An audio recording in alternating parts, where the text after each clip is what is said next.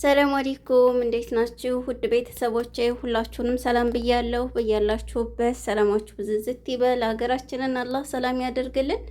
ዛሬ እንግዲህ ስጦታ መጥቶልኛል። እሱን ስጦታ አብረን እያየን እንዲሁም ስለ ወርቅ አንዳንድ ነገሮች የምናወራ የምንመካከር ይሆናል ማለት ነው። የመጀመሪያውን ስጦታ እንግዲህ ስጦታው ያመጣው ማን የሚለውንም አብረን የምንመለከት ይሆናል ማለት ነው። ስጦታው ይሄ ነው። አንደኛው ስጦታ ማለት ነው። ውድ ቤተሰቦቼ እንግዲህ ስጦታውን ያመጣችልኝ የመዳሜ ልጅ ናት ማለት ነው። የምትኖረው ካናዳ ነው። ከካናዳ በየአመቱ ስትመጣ ይዛልኝ ትመጣለኝ ማለት ነው። እንግዲህ እሷ የፈለጋትን ማለት ነው።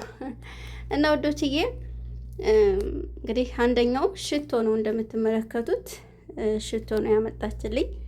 እንግዲህ እዚህ ትግዛውም ከዛም ይሁን ይዛ የመጣችው አላሁ አለም። ግን እኔ ዋናው ነጥቡ አስባ ለኔ ትንሽም ቢሆን መስጠቱ ነው፣ መብዛት ማነሱ አይደለም። እኔ የማየው ሀባይብ እንግዲህ ስጦታውን እያየን ስለ ወርቅ አንዳንድ ነገሮች እንላለን። እሱ ምንድነው በኮመንት ያው ብዙ ጊዜ ስለ ደሪባ፣ ስለ መስነእያ እንዲሁም ደግሞ ወርቅ የትኛው ነው የሚያዋጣው እስከ ስንት ጊዜስ ቢቀመጥ የሚለውን እና አብረን እናያለን። ሁለተኛው ስጦታ እንደምትመለከቱት ቦርሳ ነው። በነገራችን ላይ ቦርሳው ከለበስኩት ልብስ ጋር አብሮ ይሄዳል ማለት ነው። ቀጥፍ ያለ ቆንጅዬ ቦርሳ ነው ማለት ነው። ከዛ ውጭ እንግዲህ ወርቅ ገዝታችሁ ምን ያክል ማስቀመጥ አለባችሁ ለትርፍ የሚለው ቢያንስ በቀላሉ 8 ወር ማስቀመጥ አለባችሁ። ዛሬ ገዝታችሁ ሳምንት ወይም የዛሬ ወር 2 ወር ይዛችሁ ብትሄዱ አያተርፋችሁም። ይሄንን ማወቅ አለባችሁ ማለት ነው። ከዛ ውጭ ግን ካራንት ማለት ምን ማለት ነው ለሚለው ካራንት ማለት ደረጃ ነው። ደረጃ ነው። ለምሳሌ አንደኛ ክፍል፣ ሁለተኛ ክፍል የሚባል አለ አይደል? ሀገራችን አንደኛ ክፍል እና ሁለተኛ ክፍል አንድ አይደለም። ያው በቀላሉ ላስረዳችሁ ብዬ ነው። የሁለተኛ ክፍል ትንሽ ከፍ ይላል፣ አንደኛ ክፍል ደግሞ ዝቅ ይላል አይደል? ስለዚህ ደረጃው ነው 21 ካራንት እና 22 ደረጃው ይለያያል ማለት ነው። 21 ዝቅ ይላል፣ 22 ከፍ ይላል፣ 24ም እንደዛው። ነገር ግን ሀገራችን ተፈላጊው እኛ ሀበሾች የምንወደው 21 ካራንቱን ነው ማለት ነው። ቆንጅዬ ነው 21 ካራንት ግዙ። ሶስተኛው ስጦታ እንደምታዩት ይሄ ነው ማለት ነው። በጣም የምወደው አይነት አበያ ነው እና ወዶችዬ በጣም የሚያምር ልስልስ ያለ ቆንጅዬ አበያ ነው ማለት ነው። እነሱ ያው ታውቃላችሁ፣ እነሱ ቁልፍ የለውም፣ ዝም ብሎ ክፍት ነው። ያው እነሱ የሚለብሱት እንደዛ ስለሆነ በእነሱ ነው ያመጡት። እንግዲህ ሀባይብ በነገራችን ላይ እኔ ሁልጊዜ በየአመቱ ስለለመኩኝ እኔ ለራሱ ጓጓለሁ ማለት ነው።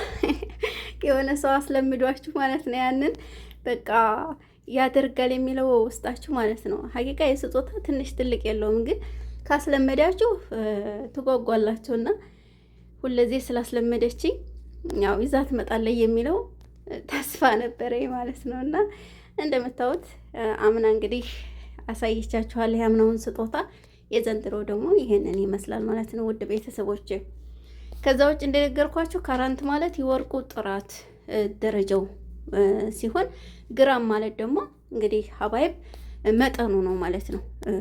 መጠኑ ግራም ይባላል ማለት ነው። ብዙ ልጆች ያው ኮመንት አልፎ አልፎም ስለማይ ለዛ ነው ማለት ነው። እንግዲህ ዛሬ ጠቅልላ አድርጌ ልመልስላችሁ ብዬ ነው። እንዳልኳችሁ ካራንት ማለት የወርቁ ጥራትና ደረጃ ሲሆን ግራሙ ደግሞ መጠኑ ነው ማለት ነው። ብዙና ትንሽ፣ ለምሳሌ 1 ግራም በጣም ዝቅተኛ ናት፣ 2 ደግሞ ትንሽ ከ1 ግራም ከፍ ይላል፣ 3ም 4ም እያለ ወደ ላይ ከፍ ከፍ ይላል ማለት ነው። ግራም ማለት ያ ነው። ደሪባ ማለት እንግዲህ ግብር ማለት ነው በአጭሩ። ለምሳሌ እኔ ገበሬ ልጅ ነኝ። አባቴ አላህ ይዘንለትና በመሬቱ ግብር ይከፍል ነበረ። ገብቷችኋል አይደለ? ስለዚህ እኛ ደግሞ እዚህ ደሪባ ስንከፍል ደረሰኝ ይሰጠናል። በስማችን አጽፈን በኮምፒውተር ደረሰኝ ይሰጠናል ማለት ነው። ያ ደረሰኝ እንደ ማስረጃ ይጠቅመናል ለኛ ማለት ነው። ስለዚህ የምንከፍለው እኛ ለመንግስት ነው። ያ ሙሉ ለሙሉ ለመንግስት የሚገባ ነው ማለት ነው ብሩ። መስነእያ ማለት ደግሞ የወርቁ ዲዛይን የሚሰሩበት ነው። ወርቅ እንግዲህ ታልተሰራ ታውቃላችሁ፣ ቅርጻ ቅርጽ ካልወጣለት ያው ድንጋይ ነው፣ ምንም ነገር የለውም፣ አፍ የለው ቂጥ የለው እንደሚባለው ምንም ነገር የለውም ማለት ነው። እና ያ መስነእያ ማለት ዲዛይን ወይም ቅርጻ ቅርጽ የወጣበት የወርቁ የእጃቸው ዋጋ የሚከፈል ነው ማለት ነው። ያን እንግዲህ ተከራክራችሁ ማስቀነስ ትችላላችሁ። ሁሉንም እንግዲህ ሀበያውንም ለብሼ እያሳየኋችሁ ነው። እንዳልኳችሁ ቁልፍ የለውም ዝም ብሎ። በነገራችን ላይ እኔ እንደዚህ አይነት ሀበያ ሲገዙልኝ ሰዎቼ ራሴ በሽምጣጥም ሆነ በቁልፍ ሄጄ አሰራዋለሁ። ሁልጊዜም እንደዛ ነው የማደርገው ማለት ነው። ማስገጠም ትችላላችሁ 10 ሪያል ከፍላችሁ እና ውድ ቤተሰቦቼም እንዳልኳችሁ የደሪባም የመስነያ ይህንን ይመስላል ማለት ነው።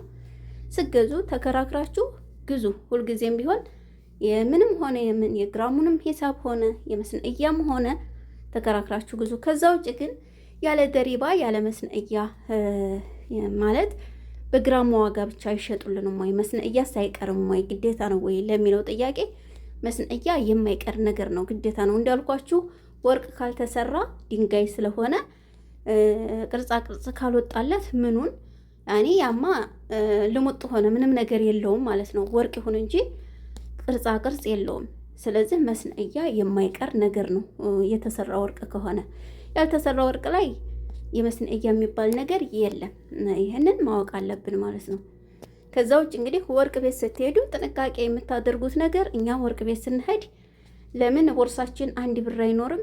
ብር እንዳለን ነው ሰው የሚያስበው ማለት ነው። ስለዚህ እንዳትሰረቁ፣ በተለይ በዋዲ ወርቅ ቤት ያላችሁ እዛ የምትሄዱ በተለይ ማለት ነው። እና በለዲ ጥንቃቄ አድርጉ እንዳትዘረፉ።